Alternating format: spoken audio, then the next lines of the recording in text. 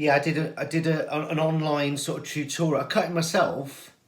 I did it like an online tutorial over Zoom. I hate the hairdressers at the best of times. Small talk central. I mean, I preferred it when it was raining because then you didn't feel so bad when you got to the end of the day. You'd achieved nothing. Usually I'm more anxious about the small talk than I am the actual cut. If they recognise me off the news, you're fucked. Because then you've got to sort of pretend to be personable. So you going anywhere nice on your holidays? You're taking the fucking piss.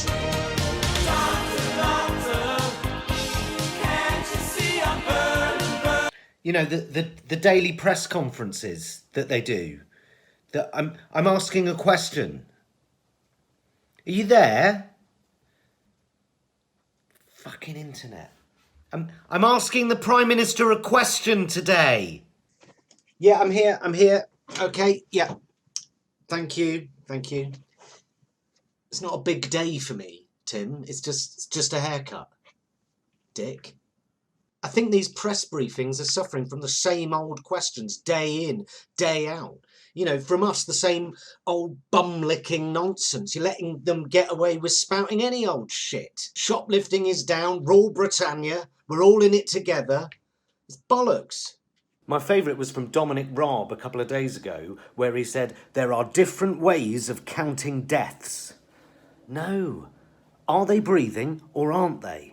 These daily press conferences where they wheel out all manner of shady characters, whether it be the terrifyingly drab Dominic Raab looking like a fucked weasel, or Michael Gove with a face like direct sunlight, Jesus, ow! Or baby-faced Matt Hancock, who looks like a well-used wank sock that's been repurposed as a child's hand puppet. All of them spending 2 hours at the podium, spouting numbers and statistics, and when we ask them to clarify those numbers, they say something like, oh, you can't trust the numbers.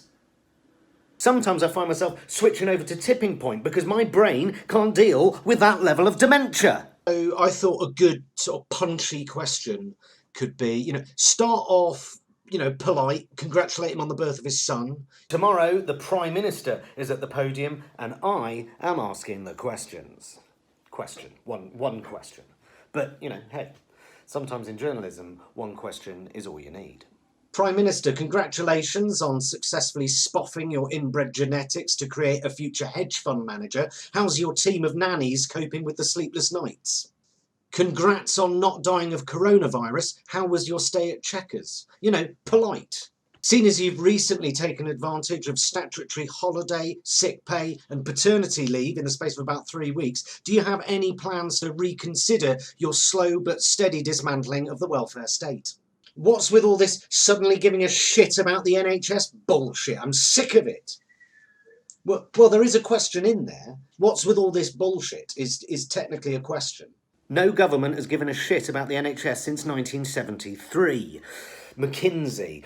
With Thatcher, it was literally a case of letting the hospitals rot. The Community Care Act tentatively opens up the NHS to the markets. Blair comes along and promises to put a stop to that and invites American healthcare companies in to help restructure the NHS. By 2008, the Unsustainable Providers Act means that for the first time, NHS hospitals can now go bankrupt. 2012, the Health and Social Care Act, a fucking disaster. NHS England becomes a quango, no longer under direct control of the Department of Health, a non-government body. The denationalisation of the NHS in plain sight. Simon Stevens comes in and starts running the NHS by taking regular meetings with United Health of America. Stevens being Boris's old uni pal, who helped him get elected as chair at Oxford Union. So Johnson will let Stevens do whatever he wants, which it turns out is exactly the same as everyone else for about the last 3 decades. His 5-year plan is exactly the same as New Labour's NHS 2000 plan, to close expensive hospitals and create private sector profitability.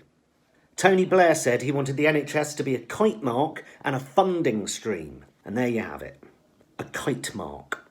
It's a badge that you put on services that are no longer being provided by the government. It's a sticker that you shove on some underpaid zero-hour immigrant hospital porter's overalls. This government endorses this product. It's a fucking franchise. It's the Golden Arches. It's a brand, not a service. Banging a fucking saucepan lid outside your front door isn't going to change the fact that the NHS is on its knees. 37% of doctors do not have full PPE. The Nightingale hospitals were a fucking joke and barely fit for purpose from start to finish. All that was a fucking publicity stunt. A bit like that fucking bus that promised to fund the NHS, but only if you vote Leave. We have the highest death toll in Europe, and yet we saw it coming. We all did. The virus was amongst us, even as our dear leader was bragging about the fact that he was still proudly shaking everybody's hands. 30,000 deaths and counting. I don't know about the NHS not being fit for purpose, but our government certainly isn't fit for purpose.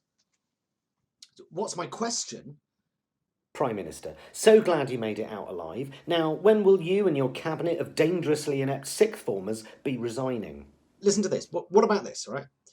Would it be fair to say, Prime Minister, that since 1990 we have been under the direct influence of the American healthcare system, and would the Prime Minister concede that, in light of recent events and the nation's renewed sense of pride for its health service professionals, is it not time to entirely rethink how much influence American markets and systems should have in our healthcare system, and re-evaluate which funding model is best to ensure the NHS is preserved intact and fit for purpose for future generations?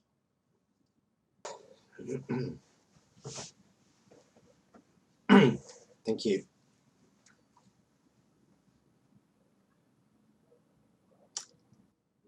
Thank you, Prime Minister. Prime Minister, both the FA and Premier League chiefs have suggested that the rest of the football season may have to... Hello? Hello, Prime Minister, can you hear me? Fucking internet! My fucking mum was supposed to be watching that!